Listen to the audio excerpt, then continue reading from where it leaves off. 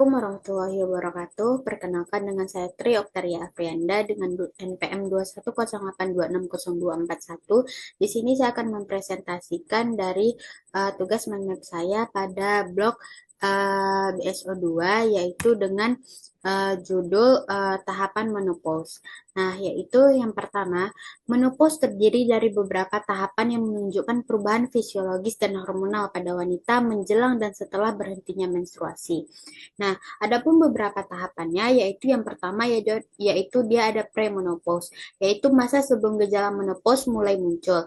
Nah, ini menstruasi masih terjadi secara teratur tanpa gangguan yang berarti.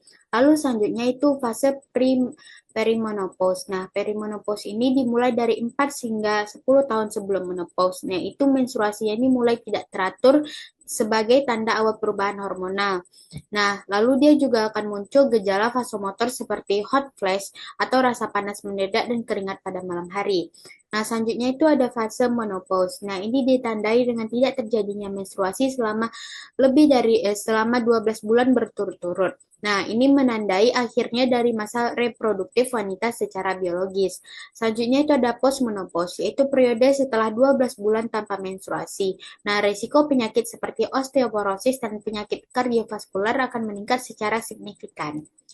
Nah, selanjutnya yaitu perubahan pada hormon. Nah, perubahan pada hormon ini, menopause menyebabkan perubahan yang signifikan pada kadar hormon yang berperan dalam siklus reproduksi dan kesehatan pada wanita.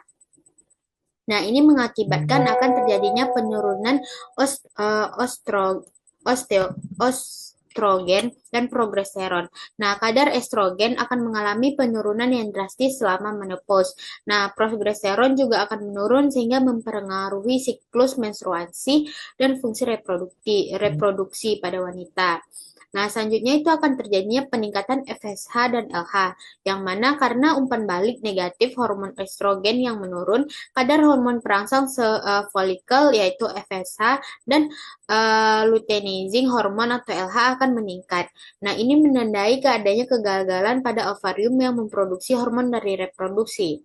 Nah, selanjutnya itu gejala dari menopause sendiri. Nah, gejala menopause sangat bervariasi dan meliputi aspek fisik dan psikologi yang berdampak pada kualitas hidup.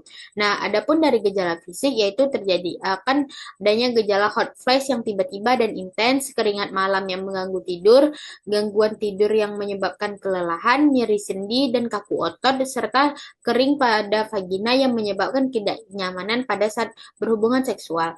Nah, selanjutnya itu ada gejala psikologi. Nah, pada gejala psikologi itu dapat adanya gejala mood swing atau perubahan suasana hati yang cepat, depresi yang dapat semakin bertambah parah, gangguan memori dan konsentrasi, perasaan cemas yang berlebihan. Nah, selanjutnya adapun tata laksana yang dapat kita berikan yaitu adalah penanganan menopause bertujuan untuk mengurangi gejala dan meminimalkan risiko komplikasi dalam jangka panjang. Nah, yaitu yang pertama kita bisa berikan terapi hormon atau HRT, yaitu menggunakan kombinasi estrogen dan progesteron untuk mengembalikan kadar hormon. Risiko terapi tersebut kemungkinan kanker dan kanker payudara dan trombosis. Nah, selanjutnya itu ada terapi non-hormon, yaitu bisa menggunakan antidepresan yang terbukti efektif untuk mengurangi hot flash dan perubahan gaya hidup seperti olahraga dan manajemen stres. Selanjutnya itu ada pola hidup sehat, yaitu olahraga secara teratur untuk menjaga kesehatan tulang dan jantung, diet seimbang yang kaya kalsium dan vitamin D untuk mencegah osteoporosis, manajemen stres untuk menjaga kesehatan psikologi, tidur cukup untuk mengurangi gangguan fisik dan mental. Nah, selanjutnya itu ada dampak jangka panjang, yaitu yang pertama, menopause tidak hanya mempengaruhi siklus menstruasi tetapi juga kesehatan jangka panjang. Penurunan estrogen menyebabkan progesteron pengeroposan pada tulang. Nah, selanjutnya itu juga dari osteoporosis juga meningkatkan risiko patah tulang dan gangguan dari mobilitas. Nah, selanjutnya itu ada risiko penyakit jantung, yaitu perubahan hormonal yang meningkat risiko penyakit kardiovaskular. Faktor risiko lain yaitu seperti tekanan darah tinggi dan kolesterol yang juga dapat ikut meningkat.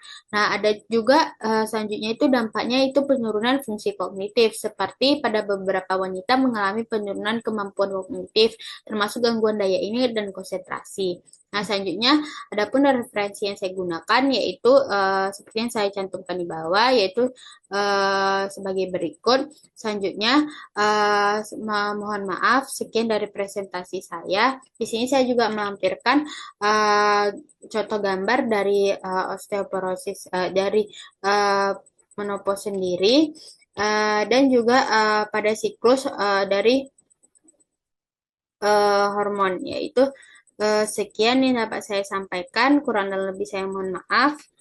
Assalamualaikum warahmatullahi wabarakatuh.